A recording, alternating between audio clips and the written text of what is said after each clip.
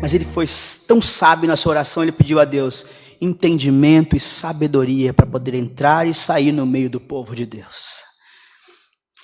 Ele foi tão sábio que quando ele pediu isso, Deus concedeu a ele.